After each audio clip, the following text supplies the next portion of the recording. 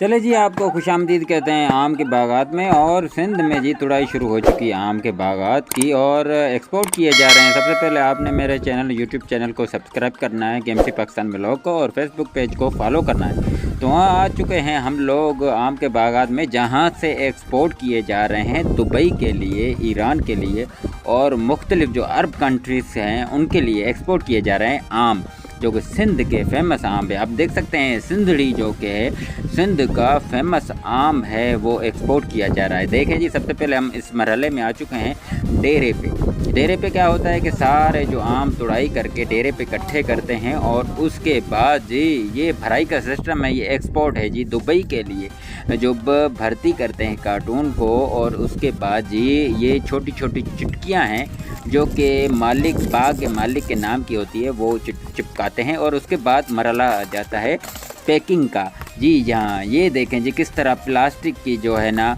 वो डोरी से इसको पैकिंग किया जा रहा है। और उसके बाद जी हम आ चुके हैं इस तरफ, जो पेटियां हैं वो भर्ती की जा रही हैं और उसके बाद इसको ठुकाई की जा रही है पेटियों की। और उसके बाद मरहला आता है, अच्छे तरीके से आम की पेटियों को एक साथ जमा कर दिया जाता है। और क्योंकि आम पकने में 3 दिन लगते हैं तो एक जगह इकट्ठे करते हैं। और ये मरहला देखें, ये मरहला होता है कि कारपेंटर को पुड़िया होती हैं वो तैयार की जाती हैं। और उसके बाद जी हम इस तरफ चलते हैं जहाँ से लोग मज़दूर जो है ना वो डेरे पे आम इकट्ठे कर रहे हैं। उसके बाद ये कार्टून है जो कि वो भी तैयार होते हैं। ये मुख्तलिफ वर्कर्स यहाँ पे काम करते हैं, पूरा ढेर लगा हुआ देख सकते हैं आप।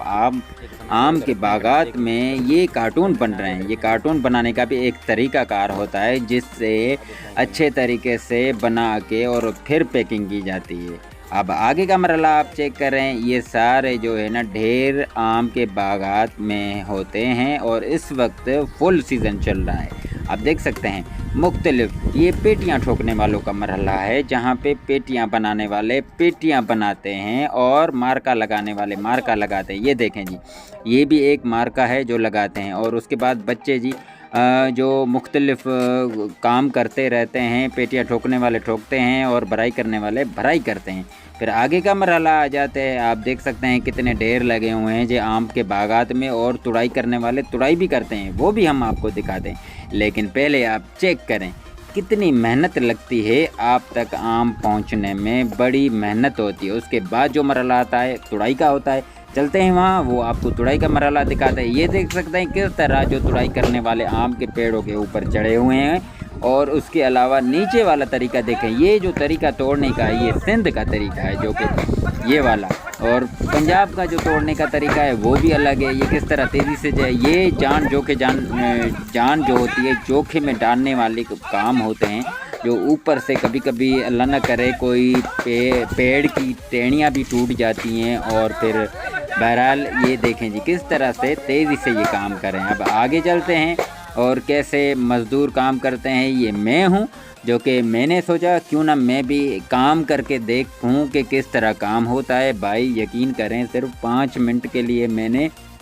ये आम कैच किए हैं और मेरी कमर दर्द करने लगी। अब आप सोचें कि हम कभी कभार काम करते हैं, ये मज़दूर सुबह 6 बजे से लेके रात 9 बजे तक काम कर रहे होते हैं। हालांकि 24 घंटे ये मज़दूर जो है ना इस बाग में ही रहते हैं। हालांकि आपको पता है गर्मी होती है और उसके अलावा मच्छर होते हैं, सांप होते हैं, बहुत सारी ऐसी चीज़ें होती हैं जिनका सामना इन मज़दूरों को करना पड़ता है। उसके अलावा जी किसी मज़दूर को बुखार आ जाता है। कि बहरहाल ये एक बहुत बड़ा डिफ़िकल्ट काम है। जो मज़दूर हैं मज़दूरी करते रहते हैं, इनका हमें कदर करनी चाहिए। इनकी वजह से आज हम लोग घर बैठे आम खाते हैं। बहरहाल मैंने 2-3 मिनट ये आम कैच किए हैं और बहुत ही मुश्किल है, इतनी ज़्यादा धूप, और धूप के बाद तो भाई मैं पसीना पसीना हो गया। मैंने थोड़ी देर कैच किया। अभी दूसरा मरहला आपका दिखाते हैं, मैंने कैच कर लिया, ये बहुत हो गया है। अभी आगे चलते हैं, दूसरे मज़दूरों का काम चेक करते हैं। ये देखें किस तरह काम कर रहे हैं, ये भी यही तरीक़ाकार। आप नीचे देख सकते हैं कि कितने आम के जो ढेर लगे हुए हैं। ये सिंध का फेमस आम है जी, सिंधड़ी। आपने भी खाना है तो आप विज़िट करें, आपको बहुत मज़ा आएगा। आम के बागात में आप देख सकते हैं कितने सारे मज़दूर हैं, हर किसी को अपना अपना काम दिया गया है। ये आम इकट्ठे करने वाले लड़के हैं या बुज़ुर्ग हैं या बड़े लोग हैं माशाल्लाह, बड़ी उम्र के लोग भी बहुत अच्छे तरीके से काम करते हैं। लेकिन बात यह है कि मैं कहता हूँ इनको मुआवजा जो है ना वो अच्छा देना चाहिए, क्योंकि इनकी वजह से हम लोग घर बैठे आम खाते हैं।